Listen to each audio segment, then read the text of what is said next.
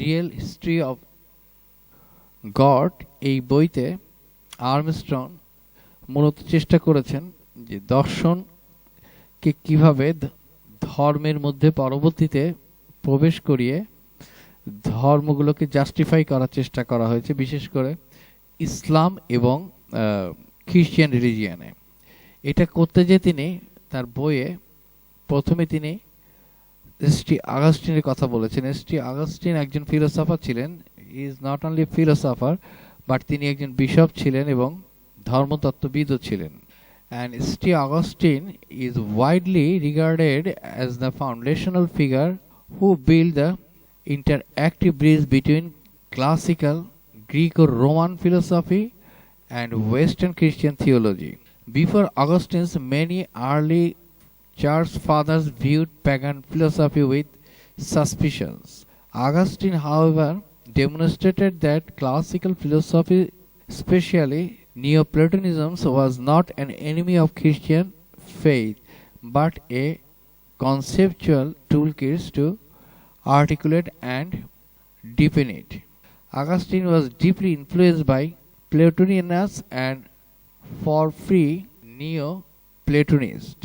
He famously remarked that Neoplatonists needed only a change a few words and ideas to become Christians. Augustine ব্যাপকভাবে সেই ব্যক্তিত্ব হিসেবে বিবেচিত যিনি ধ্রুপদী গ্রেকো রোমান দর্শন এবং পশ্চিমা খ্রিস্টীয় ধর্মতত্ত্বের মধ্যে এক বুদ্ধিবৃত্তিক সেতুবন্ধন গড়ে তুলেছিলেন। অগাস্টিনের আগে অনেক প্রাথমিক চার্চ ফাদার পৌত্তলিক দর্শনকে সন্দেহের চোখে দেখতেন।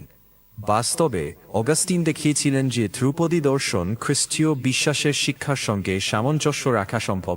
উদাহরণস্বরূপ তিনি প্লেটোর ফর্মসের ধারণাকে ঈশ্বরের মন মাইন্ড অফ গড এর মধ্যে স্থাপন করেন, যেখানে সৃষ্টি জগৎ গঠিত হয়েছে সেই ঐশ্বরিক ধারণাগুলোর মাধ্যমে। প্লোটিনাসের দ্য ওয়ানকে তিনি আব্রাহাম, ইসহাক ও যিশুর এক ব্যক্তিগত ঈশ্বর হিসেবে চিহ্নিত করেন। দর্শনের সবচেয়ে বড় সমস্যাগুলোর একটি হল, যদি ঈশ্বর সর্বশক্তিমান ও পরম মঙ্গলময় হন, তাহলে মন্দ কোথা থেকে আসে? এই সমস্যায় অগাস্টিন একসময় ম্যানিকিজমের দিকে ঝুঁকে পড়েছিলেন। দার্শনিকভাবে তিনি যুক্তি দেন যে মন্দ কোনো স্বাধীন পদার্থ বা শক্তি নয় যা ঈশ্বর সৃষ্টি করেছেন। মন্দ আসলে মঙ্গলের অভাব, যেমন অন্ধকার আলোর অনুপস্থিতি।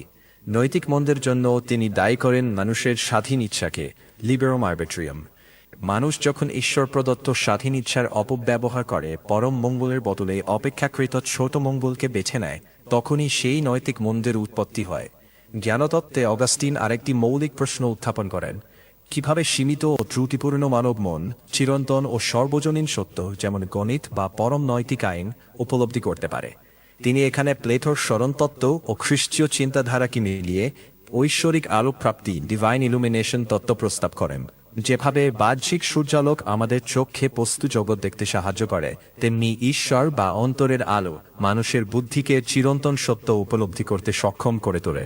অর্থাৎ যুক্তিবিচারের অনুসন্ধান একা যথেষ্ট নয়, ঐশ্বরিক অনুগ্রহ প্রয়োজন। এভাবেই অগাস্টিন প্লেটো ও নব্য প্লেটনবাদের চিন্তাকে খ্রিস্টীয় ঈশ্বর ভাবনা, সৃষ্টিতত্ত্ব, মানব স্বাধীনতা ও মন্দের সমস্যার সঙ্গে যুক্ত করে এক নতুন দার্শনিক কাঠামো নির্মাণ করেন। Psychological and existential philosophy. In Confessions, Augustine invented Western autobiography and subjective psychology analysis, introspection, long before René Descartes declared cogito ergo sum. Augustine's posted see failure sum prove the existence of the soul of God. Augustine তার Confessions গ্রন্থে এমন এক মনস্তাত্ত্বিক ও অস্তিত্বমূলক দর্শনের সূচনা করেন যেখানে তিনি নিজের অন্তর্জগৎকে গভীরভাবে বিশ্লেষণ করেন। রেনে দেকার্তের বিখ্যাত উক্তি কগিটো এরগো সাম, আমি চিন্তা করি তাই আমি আছি, বলার বহু শতাব্দী আগেই অগাস্টিন লিখেছিলেন সি ফালোর সাম, অর্থাৎ আমি যদি ভুলও করি তবুও আমি আছি।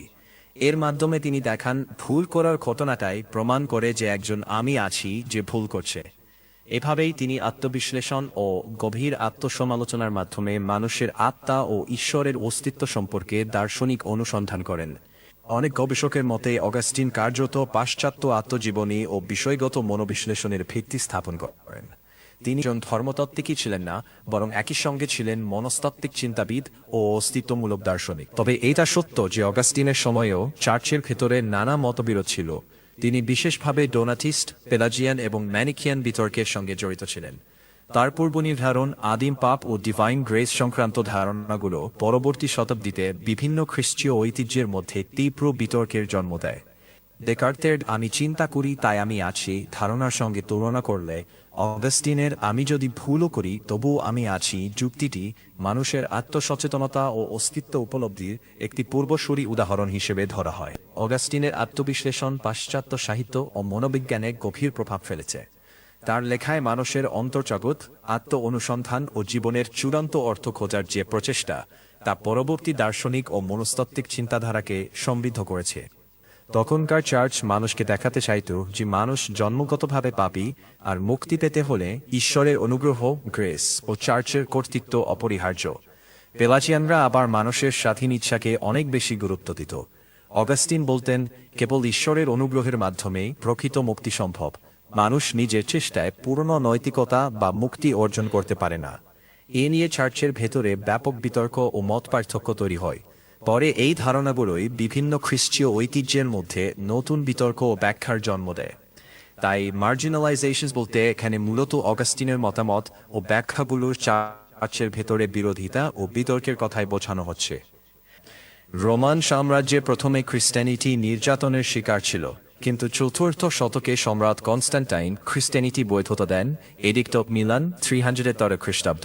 পরে এটিকে রাষ্ট্রধর্ম হিসেবে গ্রহণ করা হয়।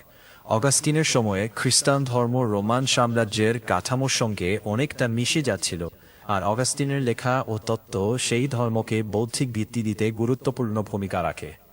তিনি খ্রিস্টীয় বিশ্বাসকে গ্রিক রোমান দর্শনের ভাষায় ব্যাখ্যা করে এমন এক কাঠামো গড়ে তোলেন যা পরবর্তী শতাব্দীগুলোতে ইউরোপীয় খ্রিস্টান চিন্তায় গভীর প্রভাব ফেলে।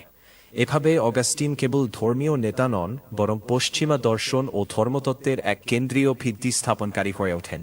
তাই বলা হয়, খ্রিস্টান চিন্তাধারাকে সংগঠিত ও দার্শনিকভাবে সুসংহত করার ক্ষেত্রে অগাস্টিনের অবদান ছিল অত্যন্ত গুরুত্বপূর্ণ।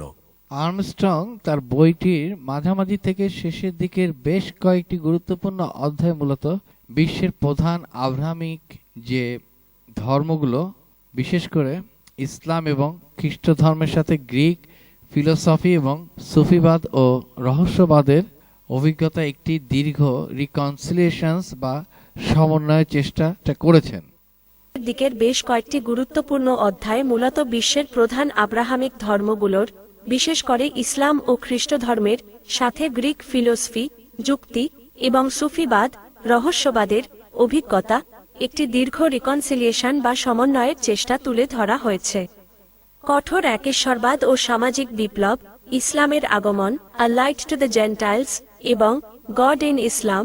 আর্মস্ট্রং দেখিয়েছেন, সপ্তম শতাব্দীতে আরবে ইসলামের আগমন শুধু একটি ধর্মীয় ঘটনা ছিল না, এটি ছিল একটি সামাজিক প্রয়োজন। গোত্রীয় বৈষম্য ও শোষণে জর্জরিত সমাজকে একক আল্লাহ র ধারণার অধীনে নিয়ে আসা হয়েছিল। কোনো পুরোহিত বা মধ্যস্থতাকারী ছাড়া সরাসরি আল্লাহ র সামনে দাঁড়ানো এবং উম্মাহ তৈরি করার এই ঘটনাকে আর্মস্ট্রং একটি যুগান্তকারী সামাজিক আন্দোলন হিসেবে বর্ণনা করেছেন। ফালসাফা ও যুক্তির ঈশ্বর, Ibn Sina, Farabi, Ibn Rushd, the God of the philosophers বইটির এই অধ্যায়ে আর্মস্ট্রং দেখিয়েছেন কিভাবে খ্রিস্টপূর্ব গ্রিক দর্শন, অ্যারিস্টল ও প্লেটোর যুক্তিবাদ ইসলাম ও ইহুদি ধর্মের দরজায় কড়া নাড়ে। তিনি একে বলেছেন ফলসাফা আন্দোলন।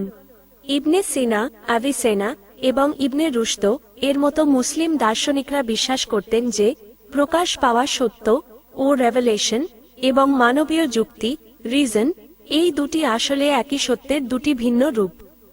তারা অ্যারিস্টলের যুক্তির ছাঁচে ফেলে ঈশ্বরকে ব্যাখ্যার চেষ্টা করেন। যুক্তির সীমাবদ্ধতা ও আল গাজ্জালির সংকট, the God of the philosophers এবং মিস্টেড গড, গ্রিক দর্শনের এই প্রবল প্রবাহ যখন ঈশ্বরকে নিছক একটি শুষ্ক দার্শনিক নীতিতে আনমুভড মুভার পরিণত করছিল, তখন ইমাম আল গাজ্জালি এর বিরোধিতা করেন। আর্মস্ট্রং গাজ্জালির জীবনকে এই বইতে অত্যন্ত দরদ দিয়ে এঁকেছেন।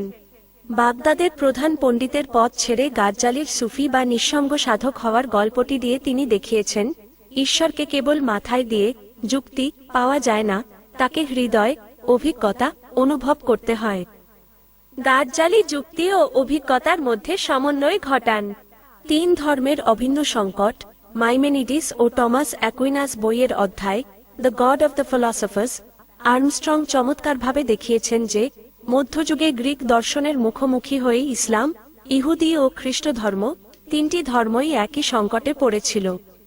মাইমেনিডিস, জুডাইজম, ইহুদি এই দার্শনিক তার গাইড ফর দ্য পারপ্লেক্সড গ্রন্থে নেগেটিভ থিওলজি ভায়া নেগেটিভা র কথা বলেন, যেখানে ঈশ্বরের অসীমতাকে সম্মান জানাতে তিনি কি নন, যেমন দুর্বল নন, সসীম নন, তা দিয়ে তাকে সংজ্ঞায়িত করার কথা বলা হয়। Thomas Aquinas, Christianity. অন্যদিকে সেন্ট টমাস অ্যাকুইনাস তার সুমা থিওলজিয়াতে অ্যারিস্টলের যুক্তিকে খ্রিস্টান ধর্মতত্ত্বের সাথে মিলিয়ে উপমা বা এনালজির নীতি দাঁড় করান। 5. প্রেম ও অনুভূতি কেন্দ্রিক ঈশ্বর, ইবন আরাবি ও ওয়াহদাত আল উজুদ বইয়ের অধ্যায় the God of the mystics বইয়ের এই অংশে আর্মস্ট্রং রহস্যবাদ বা সুফিবাদের চূড়ান্ত বিকাশ দেখান। শেখ আল আকবর ইবন আরাবির ওয়াহদাত আল উজুদ, অস্তিত্বের একত্ব ধারণাকে তিনি ঈশ্বরের এমন এক রূপ হিসেবে তুলে ধরেছেন, যেখানে ঈশ্বর মহাবিশ্বের বাইরে দূরবর্তী কোনো শাসক নন, বরং সমগ্র সৃষ্টির প্রতিটি কণিকায় তার সৌন্দর্য প্রতিফলিত হচ্ছে।